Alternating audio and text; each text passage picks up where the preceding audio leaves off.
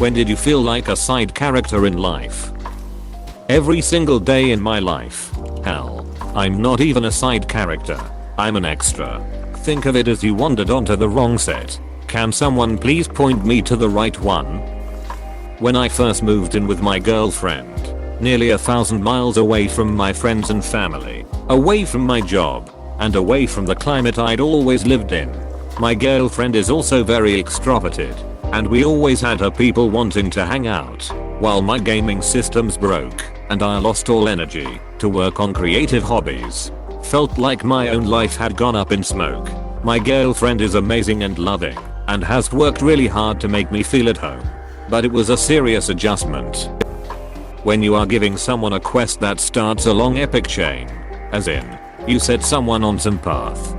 For example, when you're a teacher and get a very talented student. My entire life I've felt like a background character. My life is very boring. I'm not very good at anything, and I never have anything to say. I just sit there and don't really talk during conversation. I feel this in my soul. All the time. As an introvert in an extrovert world, it's hard to get a word in. And very rarely do people take the time or interest to ask about me.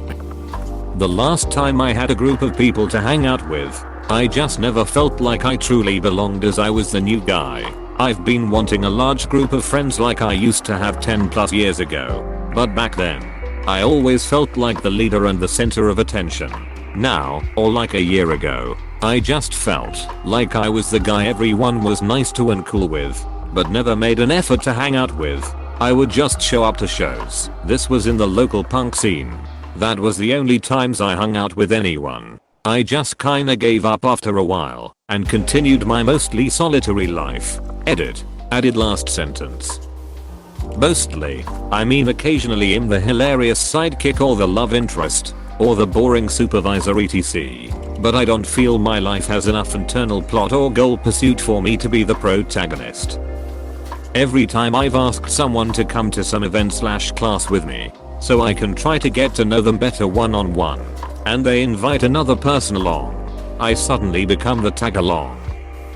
When an extrovert makes me their friend, and makes me go out in public with them. I was on a call with group of friends on Discord and they all kept talking. I just stayed quiet the entire time. Whenever I go to my wife's family events, she literally forgets I exist. I believe I recorded a total of 2 hours before someone finally said something to me. Not sure why I've never said anything, or done something, that I believe was bad. It's called being the third wheel. If you ever find yourself in this situation, leave immediately. Tell a lie if you have to. When I'm out with a friend and they see someone they know and start talking to them about people and events that I have no knowledge of, and I'm sat there trying to find a good place to start talking, I've got better with it and actually include myself. But in the past, I just sat to the side like a piece of furniture. Zoomed with my family. W Harloti haven't seen since mid-Feb 2020 on Christmas Eve.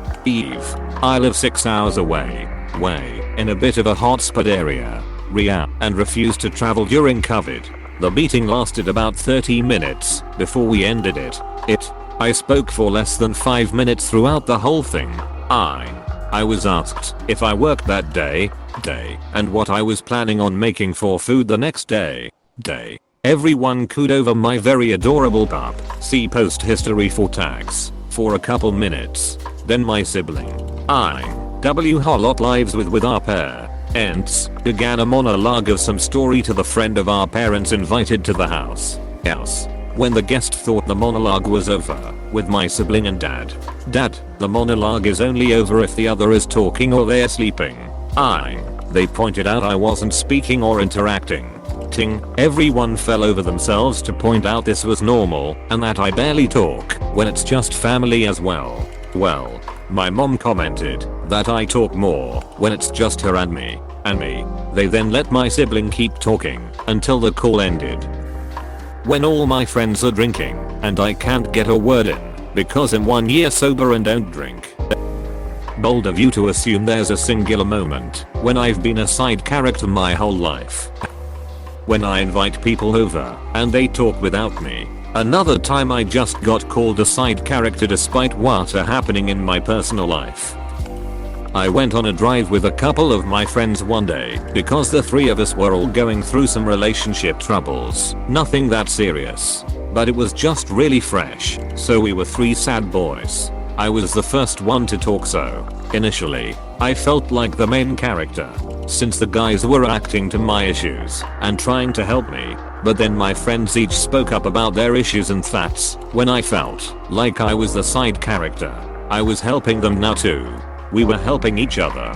This was actually a really helpful experience because it helped me see how close my friend groupies were all each other's side characters, and we never hesitate to help each other out when we're down. When I went to film school, I wanted to become a director, so I tried to do directing on our film school projects. But not everyone can be a director, as each crew needs sound, camera, writing, editing, producing roles well. So the directing position was very sought after and fought over. I didn't have the dominant A-type personality necessary to get myself into the directing role. So for most of film school I felt like the side character doing the shitty beta catering, editing and producing work, with the Chad director students getting the glory and sleeping with the actresses. When the boy I had a crush on liked another girl was my best friend W. Harleth's two faces with B. Noise. When my dad shouted at me to stop trying to compete with my brother when I rented a car to see him for his birthday. My brother is the clear favorite with my parents. Going through my mom's keepsakes after her funeral, there were about 50 plus things. If my brothers and stacks of photos of him, there was about 10 to 15 of me, and only a quarter of the photos. It was so obvious. My stepdad hugged me and said he knows favoritism sucks. For a brief period of my life, I was the colonel's driver. Most days this meant that I didn't have anything useful to do. On the days when my services were required, my task list was tedious at best. First I'd place the rank placard on the vehicle, then stand by it until the colonel approached. I would then salute, open the door to the vehicle, a Dodge Caravan. If you were curious, wait until he indicated he was securely inside, and then I'd close it. It was at that point that the sergeant appointed over me would enter the vehicle, and they'd direct me to wherever the hell we were going. Upon arriving, I'd park the vehicle, exit, and open the door for him, giving him a salute as he exited. There would usually be some form of direction for what I was to do with my time from there, but as often as not I simply waited near the vehicle until he returned. Were any of that a movie, I probably wouldn't have even appeared in the credits. Probably wouldn't even rate a hero costume. Always. But I really felt that when I got to know my two close friends were each other's best friend, and I didn't know where I stood in their lives. Now it has been long time and I don't think about it. Whenever I'm outside and around people and not interacting with anyone, I feel like the side character, or more accurately an extra in someone else's story. I always pass by people and wonder, what story do they have going on that I would never know about because I'm probably never going to cross paths with them again. Lol. Walking home in college on Halloween. Walked past a house where a guy dressed as Santa Claus was getting his ass kicked on the front lawn. Definitely felt like a sitcom extra for that one. When you got some really deep and thoughtful stuff to say, but the debate on the dining table is so heated that you can't even join in because people talk over you and you don't feel like raising your voice and screaming.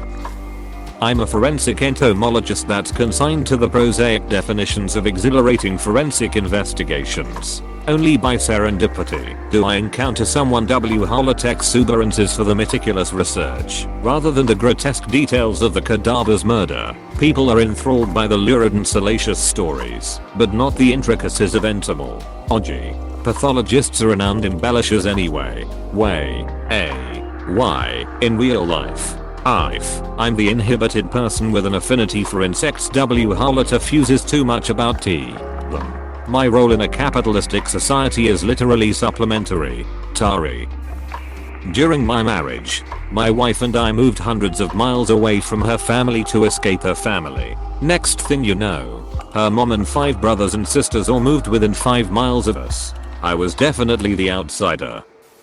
I feel like I'm living in someone else's story and I'm the poorly written, relatable side character that is actually someone with too many stereotypes and very unattractive in terms of personality, and in the end, the least favorite character in the story.